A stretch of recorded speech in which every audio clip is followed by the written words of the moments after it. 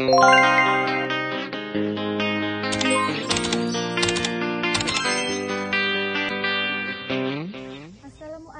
warahmatullahi wabarakatuh.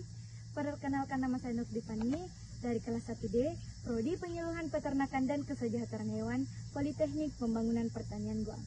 Pada video kali ini, saya akan menjelaskan mengenai anatomi dan morfologi ayam untuk memenuhi tugas dari mata kuliah anatomi dan fisiologi ternak. Di sini saya akan menjelaskan tentang anatomi dan morfologi ayam yang terbagi atas 5. Yang pertama, sistem pernapasan yang dimulai dari lubang hidung adalah awal saluran pernapasan pada ayam. Lubang hidung berfungsi untuk mengambil udara untuk bernapas. Di dalam hidung terdapat bulu-bulu halus yang fungsinya untuk menyaring udara, kotoran bakteri, serta debu yang masuk. Selanjutnya, laring. Fungsi dari laring adalah mencegah benda asing masuk, membantu dalam proses penilaian dan mengatur suara. Yang selanjutnya, trakea.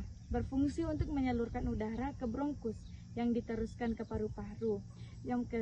Selanjutnya, bronkus kanan dan bronkus kiri memiliki fungsi ganda yang memastikan kualitas udara yang masuk serta memastikan penyakit membawa bakteri masuk. Selanjutnya, bronchiolus adalah cabang dari bronkus yang berfungsi untuk mengontrol kebutuhan udara yang masuk dan keluar. Yang selanjutnya, paru-paru atau pulma terdapat di belakang jantung ayam yang dilindungi oleh tulang, berfungsi dari paru-paru, yaitu tempat pertukaran oksigen dan karbon dioksida. Yang selanjutnya, kantong udara berfungsi mempertahankan volume udara dan menggerakkan udara melalui paru-paru. Yang kedua, sistem peredaran darah yang terdiri atas jantung, berfungsi untuk mengedarkan darah ke seluruh tubuh. Selanjutnya, hati kiri dan hati kanan berfungsi untuk mengganti sel darah merah atau eritrosit yang sudah mati atau tua. Selanjutnya, cairan empedu yang terletak di bawah hati berfungsi untuk memberikan warna feses.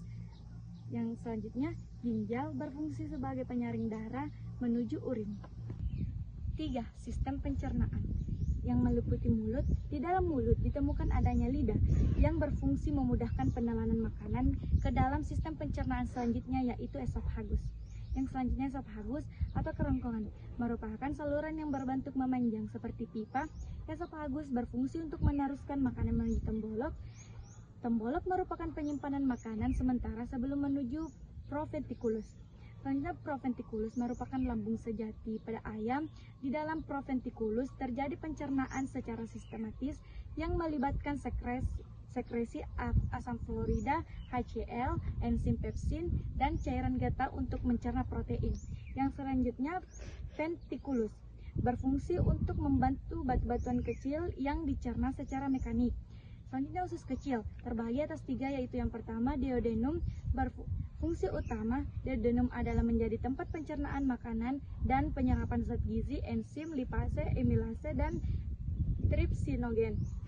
Yang kedua, jejunum mempunyai fungsi untuk meneruskan sisa penyerapan yang terjadi di duodenum. Yang ketiga, ileum. Fungsi dari ileum tidak berbeda jauh dari jejunum, yaitu melanjutkan proses penyerapan nutrisi ke dalam aliran darah.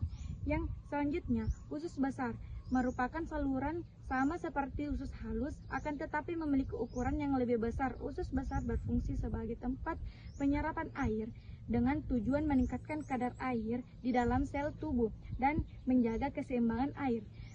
Selanjutnya, pankreas terletak di antara lingkaran jaringan pada usus halus. Pankreas berfungsi dalam proses pencernaan kimiawi yang dibantu oleh enzim untuk menguraikan sisa makanan. Selanjutnya, usus buntu berfungsi sebagai tempat pembungkusan sisa makanan sebelum keluar menuju kloaka. Yang selanjutnya, kloaka berfungsi sebagai tempat mengeluarkan urin, mengeluarkan feses, dan sebagai saluran reproduksi. 4. Sistem reproduksi ayam betina. Ovarium merupakan organ reproduksi yang berfungsi sebagai penghasil folikel. Ovarium juga merupakan tempat sintetis hormon steroid, seksual, gametosis, dan perkembangan serta pemasakan kuning telur. Yang selanjutnya, oviduk merupakan saluran yang menghubungkan ovarium dengan vagina dan berakhir di kloaka. Fungsi dari oviduk sebagai saluran spermatozoa menuju ke ovum untuk fertilisasi. Selanjutnya, infundibulum, berfungsi sebagai tempat ovulasi, fertilisasi, dan pemasakan ovum. Yang selanjutnya magnum, berfungsi untuk proses perkembangan telur, tempat disekresikan albumin telur serta menghasilkan albumin sehingga memiliki dinding tebal dan berlipat. Selanjutnya istimus, berfungsi sebagai tempat terbentuknya membran sel atau selaput kerabang telur. Yang selanjutnya uterus, berfungsi sebagai tempat perkembangan telur paling lama sekitar 18-20 jam. Selanjutnya vagina, merupakan bagian oviduk yang paling belakang. Vagina diakhiri dengan adanya bentukan kloaka sebagai bagian akhir dari saluran reproduksi. 5. Sistem reproduksi ayam jantan. Yang pertama testis. Testis berjumlah sepasang terletak pada bagian atas abdominal ke arah punggung pada bagian anterior, akhir dari ginjal dan berwarna kuning terang. Fungsi dari testis yaitu menghasilkan hormon kelamin jantan yang disebut dengan androgen dan sel gamet jantan yang disebut sperma. Yang selanjutnya epididymis. Epididymis berjumlah sepasang dan terletak pada bagian sebelah dorsal testis. Epididymis berfungsi sebagai jalannya cairan sperma ke arah kaudal menuju epididymis. Ductus deferens. Ductus deferens berfungsi sebagai tempat pemasakan dan penyimpanan sperma sebelum disalurkan ke kopulasi. Yang selanjutnya organ kopulasi atau penis berfungsi sebagai alat yang mengeluarkan cairan sperma. Sekian penjelasan saya tentang morfologi dan anatomi pada ayam.